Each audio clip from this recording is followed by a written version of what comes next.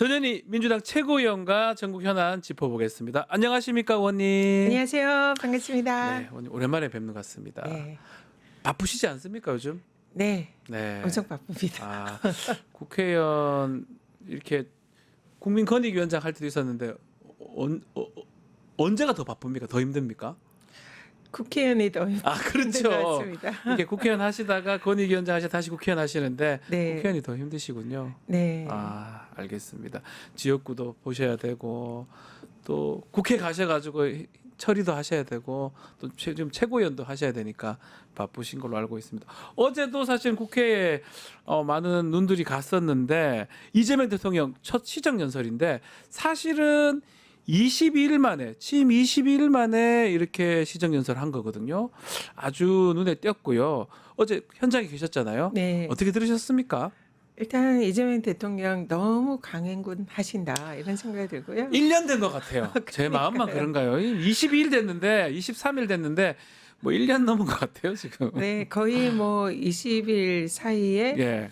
여야 지도부 오찬 2번 하셨고 맞네요. 해외 순방도 하셨고 갔다 오셨고, 그리고 국회 시정 연설도 연설도 했었고. 하시고 뭐 다른 윤석열 대통령 때 생각하면 거의 몇 년 만에 했던 일을 맞습니다. 한꺼번에 다 하는 듯한 맞아요. 그런 느낌입니다. 일단 어제 시정 연설 좀 굉장히 우리가 호평을 했던 것이 굉장히 간결하고 명확했다. 보통 좀 길잖아요. 네. 근데 어제 굉장히 짧게 하셨습니다. 뭐 이해가 되더라. 네. 무슨 말씀인지 딱 알아먹겠더라. 이런 네. 얘기들을 좀 많은 분들이 하시더라고요. 네, 그래서 이 그냥 길게 얘기한다고 해서 그게 뭐 다 들어오는 게 아니거든요. 네.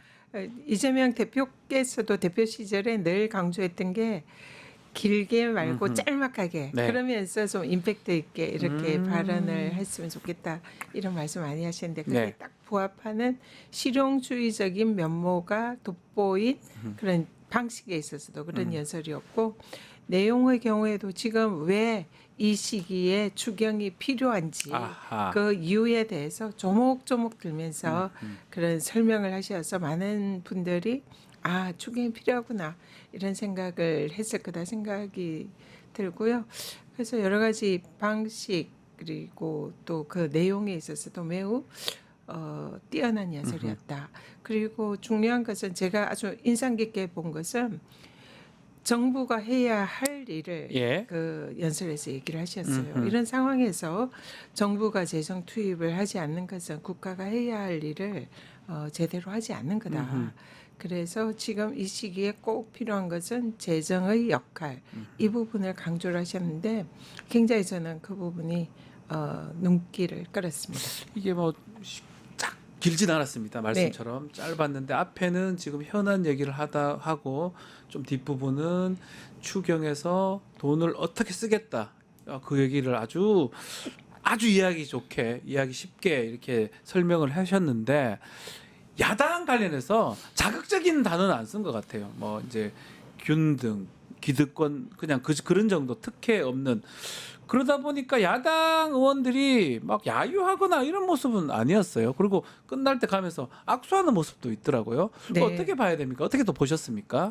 현장에서? 일단 그 보통은 이제 좀 대통령 오면 야당에서는 좀 야유를 하든지 피켓도 하든지 들든지 뭐 심지어 하던데요. 뒤돌아 앉는다든지 예. 이런 걸 하는데 아마 이제 정부 초기에 한 그 시정 연설이라 야당이 그 정도까지는 하진 않은 것 같고요. 예.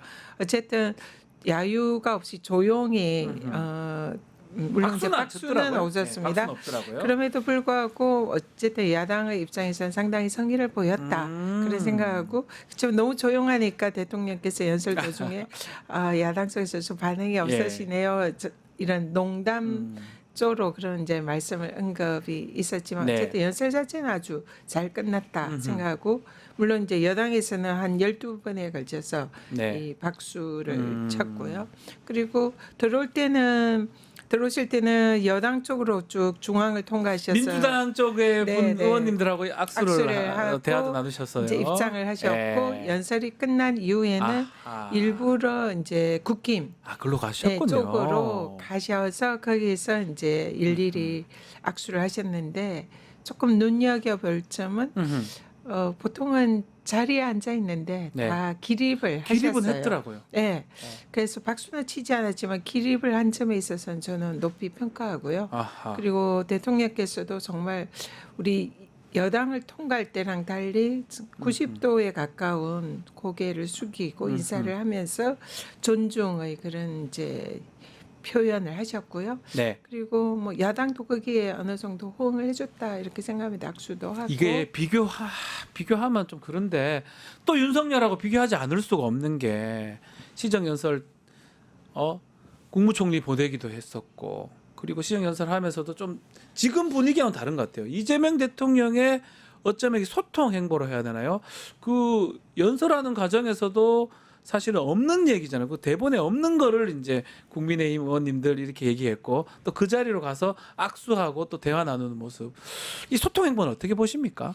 어제 그 모습을 보면서 좀 물론 이제 대통령께서 먼저 손을 내미시고 또 이런 협치의 의사를 표시를 했지만 국민의힘도 적어도 어제는 어느 정도 그런 모습에 호응을 했다 네. 이런 생각이 들고요. 그래서 협치와 소통의 정치가 다시 좀 부활을 하려나 이런 이제 기대감을 기대감. 조금은 갖게 하는 그런 모습이어서 저도 예. 국민의힘 쪽에 그 부분은 높이 평가를 합니다. 감사의 말씀 또 네. 높이 평가하신다고 말씀 주셨는데 어쨌든 그런 것들이 반영되는지 몰라도 국정 지지율이 많이 올라가고 있습니다. 한 조사에 따르면 60% 넘는 조사도 있고요.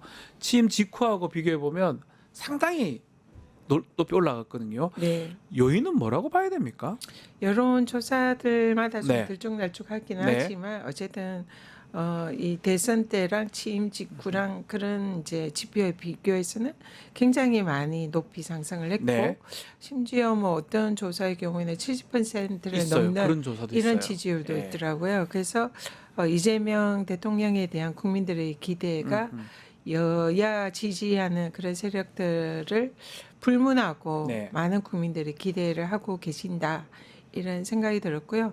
그런 이면에는 아까 우리가 처음에 이제 얘기를 나눈 것처럼 정말로 강행군을 하면서 짧은 시간 내에 많은 것을 이제 성과를 보이고 있고 네. 그리고 또 소통 그 통합 행보 이런 부분에 있어서도 뭐 장관들을 임명할 때 그런 모습을 보인다든지 또 국무회의에서 전임 정권의 장관들을 이렇게 다 함께 그렇죠. 국무회의를 네. 하면서 협치하는 이런 모습 뭐 이런 모습들이 전임 윤석열 정권과 너무나 다르다. 비교됩니다. 예. 아. 그런 모습이 국민들한테 좀 안도감을 주지 않나 그런 생각이 듭니다. 정말 동해 번쩍 서해 번쩍 호남에도 지방도 가시고 타운홀 미팅도 하시고 외국 가고 국회 가고 항상 내 얼굴이 이래 보면 이렇게 피곤할 만도 한데 피곤이 별로 안 보. 그러니까 밑에 있는 그 참모진들은 피로함이 좀 느껴지는데 대통령 본인은 그 피곤함이 저만 그런데 좀 별로 안 피곤해 보이거든요. 그러니까 요즘 정말 그 이분이 에너지가 어디서 아니 나오시나? 같이 제가 왜 그 질문하냐면 당 대표 하면서 같이 회의도 네, 많이 하시고 네. 거의 같이 이제 했지 네. 않습니까? 그때도 그랬습니까? 대표 시절에도 네. 뭐 거의 비슷한 모습이었는데요. 저분은 진짜 언제 잠을 주무시나 네. 그리고 건강 관리 어떻게 하시나 그러니까요. 그런 생각이 들지만 정말 가장 활기차고 열정적으로 일하셨던 우리 지도부 내에서도 그랬거든요. 예. 근데 지금은 더 하신 것 같아요. 것 같아요. 그래서 뭐 얼마 전에 또 소록도도 갔다 예, 오시고 예. 이 정말 사회적 약자에 대한 배려까지 또 진짜 아끼지 않는 그런 모습을 보면서 역시 준비된 대통령이셨다 그런 생각이 듭니다. 국민들은 뭐 네. 그걸 보고 있으니까요. 네. 자, 중요한 건 또 인선입니다. 국무위원들 이제 임명을 했고 또 어제는 차관 인선도 일부 발표했는데 법무부하고 기재부 쪽은 또 경제 분야 산자부도 아니죠. 아직 발표가 안 된 장관도 있는 것 같습니다. 좀 늦어지는 것 같아요. 지금 이제 소위 말하는 핵심 부서들 가장 핵심 부서. 인선이 지금 이제 아직 늦어지고 있는데요. 기재부, 또 산자부 비롯해서 교육부도 없는 것 같고 법무부, 문화부, 교육부, 행안부, 행안부, 또 지금 의료 대란의 이슈인 보건복지부. 복지부, 아직 좀 아주 많은- 중요한 거 7개 정도 네, 빠져 있네요 지금. 남아 있습니다. 아마 예. 고심이 깊으신 것 같고요. 아. 가장 적격자를 찾기 위한 그런 이제 고심의 시간이다 네. 이렇게 생각을 하고요. 아마 유능한 인재를 발탁을 해서 또 한 번 국민들에게 깜짝 놀라게 하시지 않을까 그렇게 생각을 합니다. 인사를 보면 실용, 파격 이런 생각이 많이 들어요. 특히 송미령 장관 유임시킨 것도 사실 논란도 되기도 했지만 좀 눈에 띄었지 않습니까? 아마 이번에 새로운 또 장관들 임명할 때도 파격적이고 실용적인 인사로 이렇게 기대해도 되는 겁니까? 이재명 대통령의 그 인선 네. 기준은 그동안 당대표 시절에도요. 음흠. 그때 당시는 이제 친명, 비명, 뭐 당내에서 뭐 이런 게 맞습니다. 나눠지잖아요. 예. 근데 친명, 비명 뭐 이런 이제 계파를 따지지 않습니다. 자신에게 가까운 사람 이런 분만을 등용하는 게 아니라 네. 비록 당신을 비토하거나 좀 평소에 호의적이 않은 그런 인사라 하더라도 실력이 있고 유능하면 일단은 발탁을 하세요. 네. 그래서 그런 이제 인선의 원칙이 이번 대통령이 되시면서도 여전히 작동하고 있다. 음흠. 그래서 지금 발탁한 인사들 또 특히 국회의원들의 경우에도 그분들이 평소에 뭐 친명이라든지 아주 대통령과 가까운 인사 그런 인선들이 아니거든요. 뭐 그냥 강훈식 비서실장만 봐도 저는 아니라고 제가 생각했거든요. 보기에는 쓴소리 많이 하신 예. 분들을 발탁을 하신 것 예, 같아요. 그러니까요. 네, 그래서 오히려 친명들이 나는 뭐야? 왜 이런 나는 저렇게 생각이 치는데 왜 안 네, 불러주지 이렇게 들 생각하실 것 정도로 같아요. 그런 그러니까 와. 그러니까 능력과 실력이 있으면 뭐 이쪽 인사든 저쪽 인사든 네. 상관없이 발탁을 하는 그런 이제 실용주의적이고 통합적인 그런 행보를 어쩌면 국민들은 보이시고 자기 사람들 뽑아가지고 또 자기 사람 쓰겠다 이런 어떤 생각을 할 수도 있잖아요. 근데 정말 저 자리에 정말 가장 맞는 사람 뽑아준다면 국민들 입장에서는 그게 가장 좋은 거 아니겠습니까? 사실은. 네, 그래서 아마 남아 있는 그 장관 인선에도 네. 그런 실력과 유능함을 아하. 기준으로 하면서 그런 이제 통합적인 네. 그런 인선을 하지 않을까 그렇게 생각을 합니다. 자, 그리고 이제 국정위가 열리고 있습니다. 지금 그 상황에서 여러 뭐 보고도 지금 하고 있는데 감사원이 좀 논란이 되고 있습니다. 최재해 감사원장 아직 그 자리에 있는데요. 우리 의원님은 최재해 감사원장 잘 아시고 뭐 감사원하고 그걸 더 잘하고 계시니까 뭔가 보고는 했는데 구체적인 어떤 반성이나 내용은 없는 것 같습니다. 무성의하다 이런 평가가 있어요. 지금 감사원 지도부 예. 그러니까 감사원장 그리고 또 지금 최달령 네. 사무총장, 사무총장. 그리고 지금 감사위원으로 가 있는 유병호. 전 사무총장 네. 그리고 김영신 공직기강 담당했던 분인데요. 이런 분들이 이제 이른바 그 유병호 사단 네. 그러면서 감사원의 전 정권의 이제 문재인 정권이죠. 네. 인사들에 대한 정치적 표적 감사를 했던 그런 이제 가장 중심적인 인물이죠. 네. 그리고 이제 저에 대한 표적 감사를 했던 사실상 이제 저는 주범으로 봅니다. 네. 범죄 행위를 했기 때문에. 4명이 주범입니까? 네, 아. 네. 그래서 그 주범들이 여전히 감사원의 핵심 지금 실세로 여전히 남아 있습니다. 네. 근데 이 사람들의 모두가 이 네 사람은 다 지금 공수처의 피의자로 지금 수사 대상이고 그동안 강도 높은 공수처의 뭐 감사 압수수색을 비롯해서 수사가 있었던 걸로 알고 예. 있습니다. 근데 공수처가 지금 이제 여러 가지 사건들이 많아서 일시적으로 중단은 되어 있지만 아마 곧 이 수사가 재개가 될 거다 이렇게 생각을 하고 있고요. 그래서 지금 감사원이 그런 그 사실상 헌법기관이지 않습니까? 그렇죠. 그러니까 독립기관이기 때문에 그런 정권과 상관없이 헌법과 법률에 따라서 감사를 해야 되는데 그렇지를 못했거든요. 그렇죠. 그리고 그런 거에 대해서 지금 수사 대상이기도 하고 저에 대한 그 표적 감사는 완전히 이제 실패한 그런 표적 감사였다는 게 이번에 검찰의 최종 모혐의 결정으로 최종적으로 확인이 되잖아요.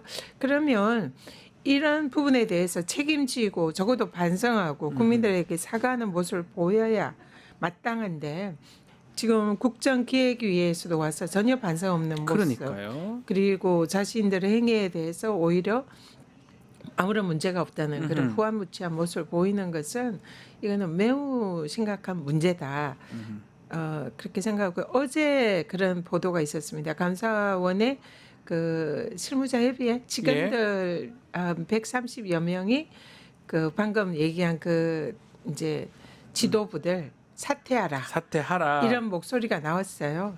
감사원이라는 기관에서 이런 목소리를 내는 게 쉽지가 않거든요. 그러니까요. 네. 근데 이제 그렇게 사퇴하라 이렇게 하니까 또 감사원 측에서 나온 얘기는 근데 직원들 130여 명에 불과한 얘기고 나머지는 대부분 뭐 거기에 대해서 찬성하지 않는다 이런 얘기를 하는데 네. 감사원이나 공직사회가 이렇게 공개적으로 외부에 목소리를 내는 건 거의 불가능합니다. 네. 근데 130여 명이 목소리를 냈다는 이 자체가 중요한 그렇죠. 겁니다. 예. 다 낼 수는 없죠, 당연히. 네. 근데 그것도 그러니까 변명으로 덮고 음흠. 전혀 반성하지 않는 모습을 보면서 고쳐설 수 없는 기간이 되었구나. 네. 그래서 감사원 개혁에 대해서는 이번 정부에서 가장 중요한 과제 중에 하나가 돼야 된다. 그렇게 생각합니다. 의원님이 참 저도 그 보도도 보고 옆에서 봤지만 좀 온몸으로 당하셨지 않습니까? 이게 뭡니까 표적으로 해가지고 헌법기관이 감사원이라는 기관이 기관장 보내려고 말도 안 되는 걸 계속 조사를 하고 그런데 좀 다른 얘기긴 하지만 방통위원장 이진숙은 따라하는 것 같아요 우리 전현희 위원장님. 저를 따라하는 것 같긴 한데요. 이게 전혀 예. 다른 문제인 게 예. 저는 사실 정권이 바뀌면서 이 정치 철학이 다른 이 윤석열 정권과는 좀 함께하기 어렵다. 네. 그래서 사퇴를 해야 되겠다라고 생각을 했습니다. 네. 초기에 그래서 이제 사퇴할 준비를 하고 있는데 윤석열 대통령이 전현희 건의위원장 국무회의에 나오지 마라, 나오지 마라. 예, 그리고 명패 빼, 네. 방 빼. 거의 이제 이런 예. 얘기를 한 거죠. 예. 그러니까 그냥 자발적으로 나가려는 사람에게 강제로 당신 나가. 더구나 대통령이 검찰총장 출신이 그 법을 지키지 않는 거잖아요. 그러니까요. 법률에 정해진 임기가 있는 기관장에 대해서 자기 마음에 들지 않는다고 마음대로 사퇴하라. 이런 거는 법치주의나 헌정 질서를 사실상 파괴하는 대통령이 할 수 없는 일이라. 그렇죠. 그래서 그런 압박에 굴복해서 제가 쫓겨나듯이 간다는 거는 제가 거기에 동조하는 공범이라는 생각으로 저항을 한 것이지. 네. 지금 이진수 위원장 경우는 지금 대통령이 불러서 국무회도 함께하고 업무 보고도 받고 발언도 많이 하던 것 같은데요. 네, 발언도 보장을 해주고 네. 그런 상황에서 네.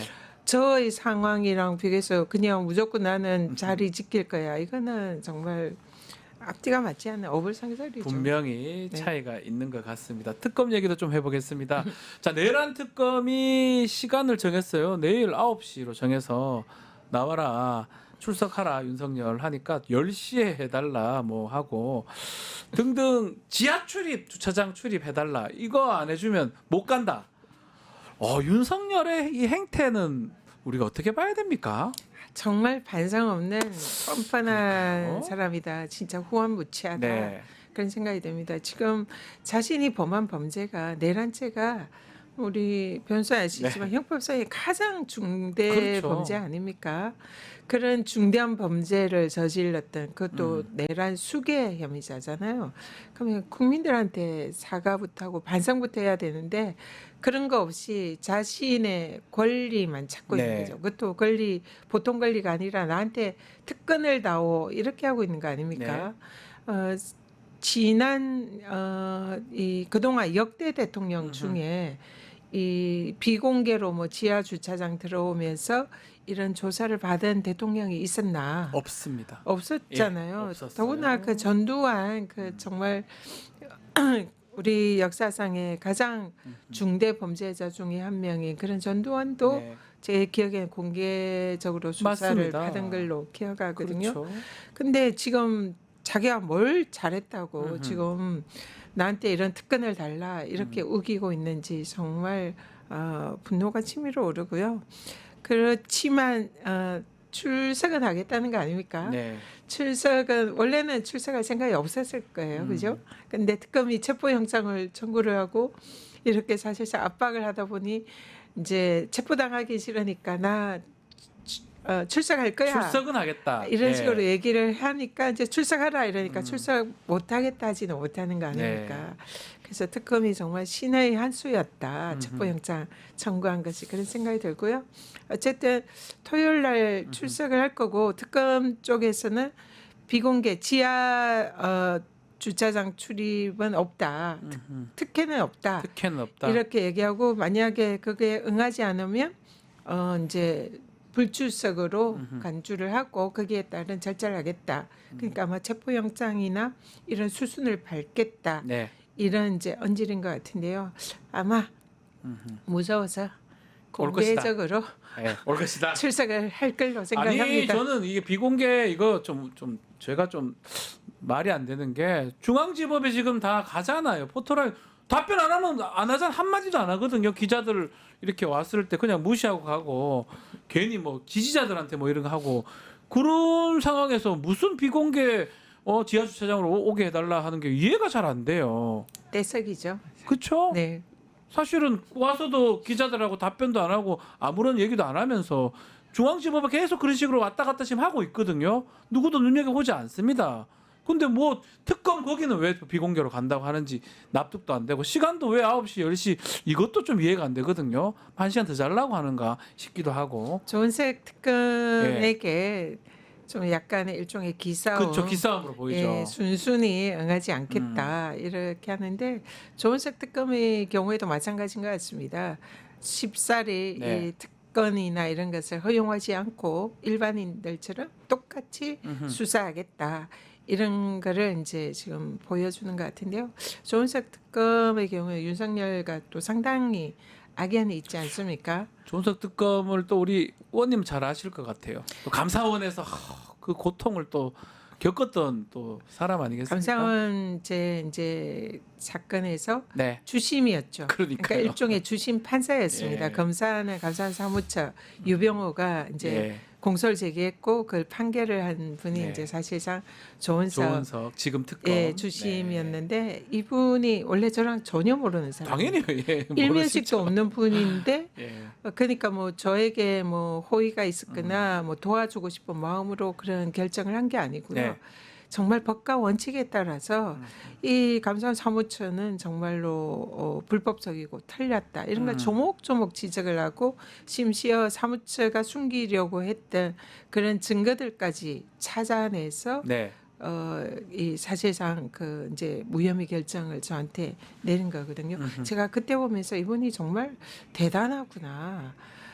근데 이분이 꼭 민주당 인사한테만 편들거나 그렇지도 않아요. 예. 그렇게 호의적인 게 예. 아니라 민주당 인사에게도 굉장히 가혹한 맞습니다. 그런 이제 수사와 공소 제기를 하셨던 분이에요. 그러니까 뭐 이런 뭐 정파, 뭐 이념 이런 걸 가리지 않고 오직 증거와 법률에 의해서 그 수사와 판단을 하시는 분으로 유명하더라고요. 맞습니다. 그래서 이번에 윤석열 정말 잘못 걸렸다. 벤통 걸렸다. 예, 그래서 네. 아마 이 조은석 특검이 윤석열의 그 죄가를 낱낱이 낱낱이 밝힐 샅샅이 것이다. 밝혀서 국민들에게 네.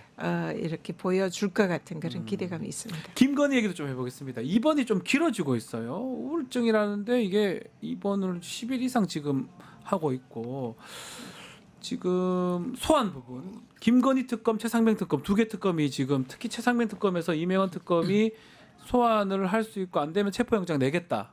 그런 얘기를 또 하니까 아유 뭐 소환하면 가긴 가겠다. 또 이런 입장을 밝혔거든요. 김건희 수사 잘 될까요? 김건희 수사는 네. 지금 워낙 이제 언론 또 검찰 이런 통해서 수사가 많이 진척이 되어 있고 네. 또 비위 혐의가 비교적 명확합니다. 지금 도이치모터스 사건의 경우에도 중앙지검에서는 사실상 무혐의로 덮었지만 맞습니다. 이번 고검에서 결정적인 증거가 나왔잖아요. 네. 주가 조작에 사실상 주범으로 한 게 아닌가 이런 정도의 증거가 네. 나왔어요. 이걸 덮기는 어렵고 그래서 이 부분에 대해서도 수사가 이미 거의 진행이 됐다 이렇게 보고요. 네. 그리고 디올백, 명품백 수사 이거는 그냥 법률 해석만 하면 됩니다. 해석만 하면 된다. 네, 예. 그 뭐 수사는 이미 진행이 되어 있고 그걸 해석을 무혐의라고 검찰은 또 해석을 권익위 계셨지 했지만 않습니까? 청탁금지법은 아우, 제가 뭐 권익위 네. 그 가장 중요한 법이잖아요. 그러니까요. 그 법 해석에 따르면 이건 명백한 명백하죠, 청탁금지법 위반이죠. 봐준 그러니까 거잖아요. 그는 이제 특검에서 법률 해석을 네. 해서 뭐 기소를 하면 되는 거고요. 네. 뭐 다른 사안들의 경우에도 뭐 건진 법사와 관련되어 있어 그 목걸이와 샤넬백의 행방만 찾으면 네. 되는 거 아닙니까? 근데 소환을 언제쯤 할까요? 윤석열도 지금 내일 이제 간다면 다음 주에는 김건희도 소환 조사를 받는 겁니까? 김건희는 더구나 전직 대통령도 아니고요. 네. 예우를 해줄 이유가 하나의 없지 이유가 않습니까? 없습니다. 예. 그렇기 때문에 김건희는 소환에 불응한다면은 예. 강제 수사를 하는 것이 마땅하고 체포. 예. 그리고 김건희가 이번에 이제 자기 남편의 사례를 보면서 야 특검의 소환에 응하지 않으면 바로 영장이 날아오겠구나 이런 걸 그러네요. 지금 실감을 하고 있을 겁니다. 네. 그래서 특검이 부르면 이제 수사에 응하겠다 이런 지금 이제 자수출을 보이고 있잖아요. 네. 그렇기 때문에 아마 특검이 이제 초기에 수사를 여러 가지 이제 뭐 관련자나 뭐 이런 걸 조사를 하고 최종적으로 주범을 부를 거기 때문에 예. 조금 시간은 걸릴 거다 이런 생각이 들고요. 소환에는 응할 거고 응할 것이다. 그리고 아마 바로 즉각 영장이 발부돼서 이제 구속. 네 심신 안정을 취할 수 있는 곳으로 가지 않을까 우울증이라고 하지만 생각됩니다. 지소가 조금 우울증이 뭐 하여튼 네.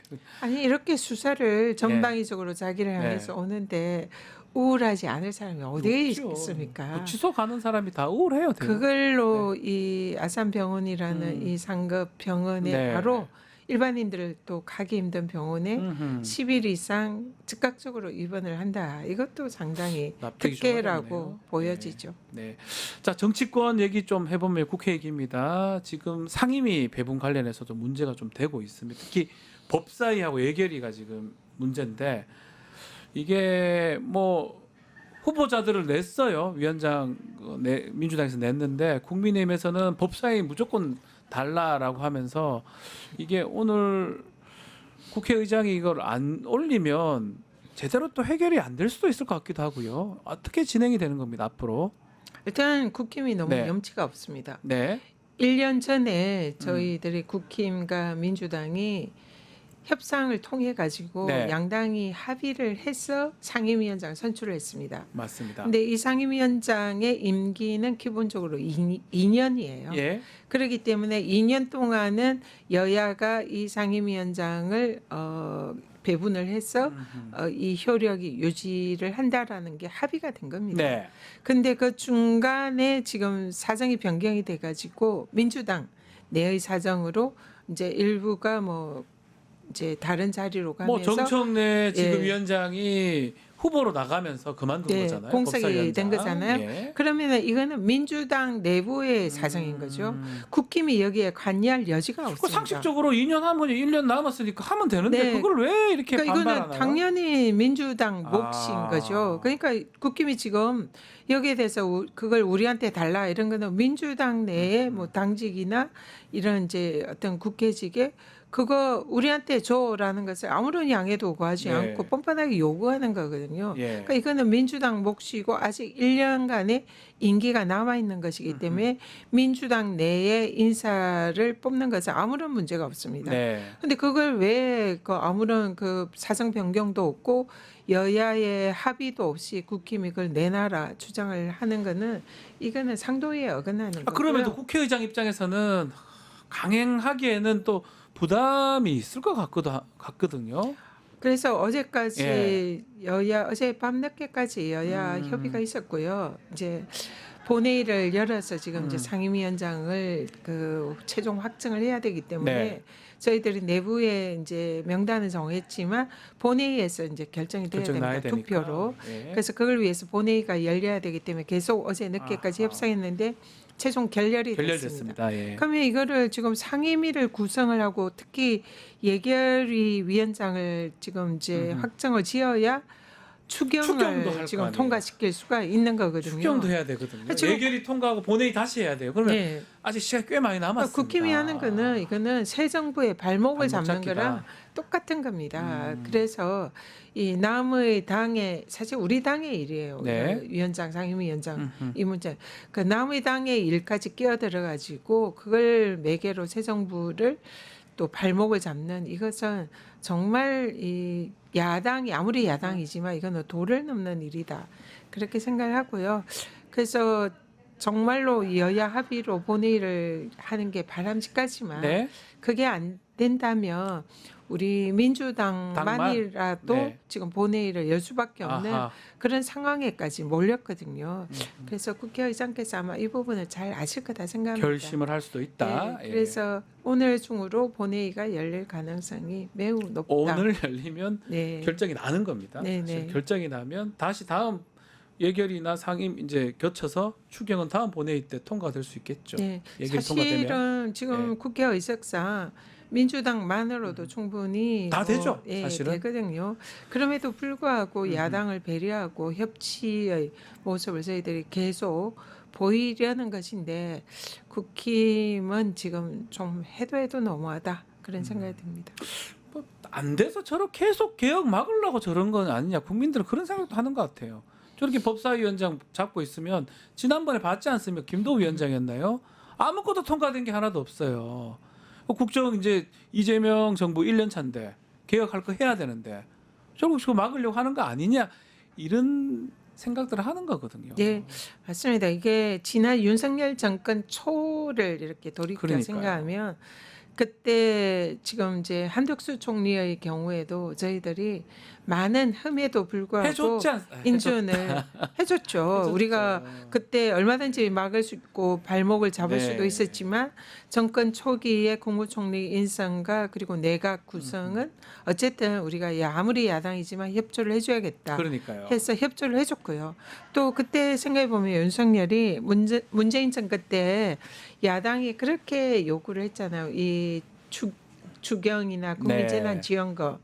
그때는 사실은 이제 제대로 안 됐는데 윤석열 정권이 들어서자마자 엄청난 예. 금액의 그 국민재난지원금 거의 1인당 100만 원에 네. 가까운 그런 지원금을 한 걸로 아는데 음. 그 추경에도 저희들이 적극 협조를 했습니다. 맞습니다. 예. 그러니까 총리 인준도 하고 추경 인준도 하고 저희들이 야당으로서 물론 견제도 하지만 할 수 있는 이런 협조를 다 했거든요. 네. 근데 지금 국민의힘은 모든 것을 지금 거부를 하고 있습니다. 총리 인준, 뭐 추경, 심지어 지금 상임위원장 구성하는. 맞아요. 그러니까 모든 것을 발목 잡고 있는 거예요. 그래서 아예 지금 국민의힘은 야당으로서 협치를 하겠다 이런 생각은 아예 없는 게 아닌가 아닌가. 이런 생각이 들 정도로. 거기에 맞게 민주당이 그럼 예. 대처를 해야 되겠네요. 그래서 지금 뭐 어쨌든 최대한 협치를 하고 이 양해나 협의를 하려고는 하지만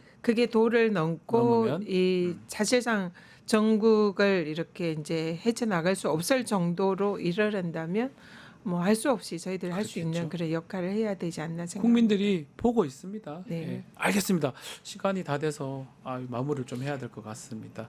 자, 전현희 최고위원과 말씀 나눴습니다. 말씀 감사합니다. 네, 고맙습니다. 건강하십시오. 주말 잘 우리 보내시고요. 변호사님도 건강 잘 네. 보내세요. 너무 무리하십니다. 감사합니다. 유튜브 구독하고 실시간 채팅과 댓글을 남기시면 매일매일 7천 TTCO를 드립니다. 참여 방법은 통통물 어플을 다운로드하고 회원가입과 로그인을 해주세요. 마이페이지에서 나의 회원 고유 번호를 복사해주세요. 유튜브 구독 후 실시간 채팅이나 댓글창에 고유 번호를 한 번만 입력하면 준비 끝! 지금 유튜브 채팅과 댓글 쓰기 참여하고 실천 TTCO 받아가세요.